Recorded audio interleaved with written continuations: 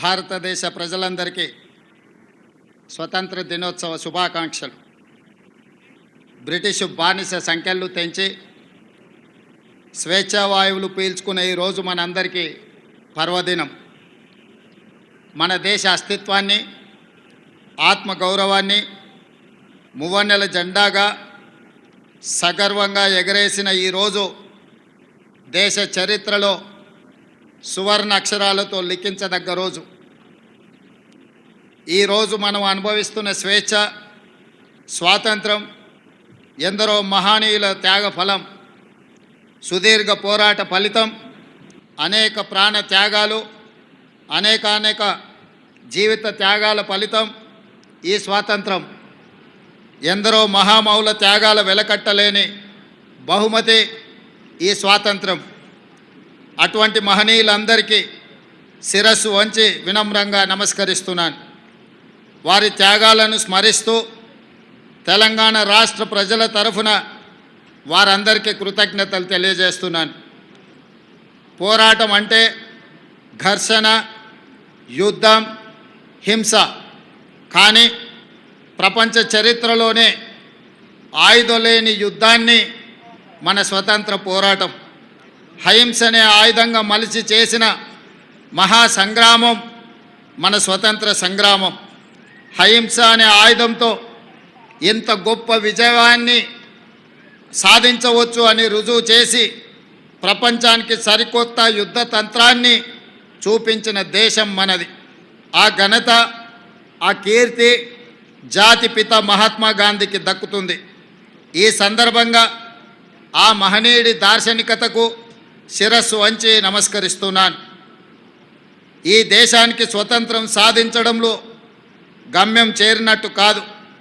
అప్పుడప్పుడే పురుడు పోసుకున్న ప్రజాస్వామ్య దేశం ఒకవైపు సవలాక్ష సమస్యలు, మరోవైపు దేశ విభజన గాయాలు, ఇంకోవైపు దేశ గుండెలపై సంస్థానాల కుప్పట్లు. ఈ పరిస్థితిలో ప్రజాస్వామ్య దేశంగా భారత్ నిలకుదొక్కుకోవడానికి బలమైన పునాదులు వేసి ఆధునిక భారతావనిగా అవతరించడానికి అవసరమైన ప్రణాళికలు రచించి కార్యాచరణ ప్రకటించి సగర్వంగా, సమున్నతంగా ఈ దేశాన్ని నిలబెట్టాల్సిన బృహత్తర బాధ్యత నాటి కాంగ్రెస్ పార్టీ నాయకత్వ భుజాలపై ఉండింది. అజాగ్రత్తగా ఉన్న, అలసత్వం వహించిన, రాజనీతి లోపించిన, దూరదృష్టి కొరవడిన నేడు మనం ఉన్న ఈ భారతదేశం ఒక కలగానే మిగిలిపోయేది. శతాబ్దాల దోపిడీ, అణిచివేతల తర్వాత స్వతంత్రానంతరం 1947లో అధికారం చేపట్టే నాటికి అంతా శూన్యం. చేతులు కాళ్ళు కూడదీసుకొని ఒక్కొక్క వ్యవస్థను ఏర్పాటు చేసుకొని పారదర్శక ప్రజాస్వామ్య పాలన అందించాల్సిన బాధ్యత నాటి నాయకత్వంపై పడింది. తొలి ప్రధాని పండిట్ జవహర్లాల్ నెహ్రూ వంటి గొప్ప మానవత్వవాది దార్శనికుడి కారణంగా భారతదేశం ఈనాడు ఒక వైభవోపేత వైజ్ఞానిక దేశంగా, పారిశ్రామిక శక్తిగా ఎదగగలిగింది అని చెప్పక తప్పదు.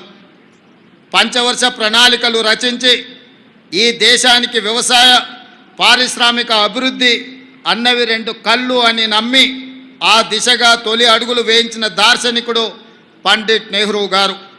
ఆయన ప్రారంభించిన సాగునీటి ప్రాజెక్టులను మనం ఈరోజు ఆధునిక దేవాలయాలుగా పిలుచుకుంటున్నాం. ఈ దేశంలో కోట్లాది ఎకరాలు పంటలతో పచ్చ తోరణాన్ని కట్టుకుంటున్నాయి అంటే దానికి కారణం నెహ్రూ ప్రారంభించిన సాగునీటి ప్రాజెక్టులే.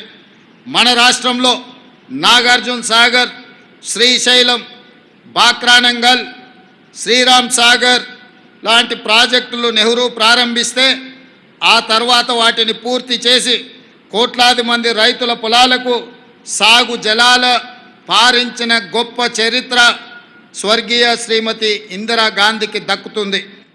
అంతేకాదు పారిశ్రామికంగా BHEL, ECIL, IDPL, మిదాని వంటి ఎన్నో ప్రభుత్వ రంగ సంస్థలు ఆ స్వర్ణయుగంలో నెలకొల్పబడినయే.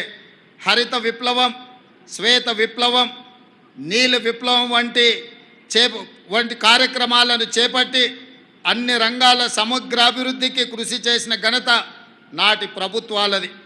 బడా పారిశ్రామికవేత్తలకు మాత్రమే తెలిసిన బ్యాంకింగ్ వ్యవస్థను జాతీయీకరణతో గ్రామీణ ప్రజల చెంతకు చేర్చిన ఘనత, ప్రతి పౌరుడికి బ్యాంకును అందుబాటులోకి తెచ్చిన గొప్పతనం ఆనాటి దార్శనికుల వల్లనే జరిగింది.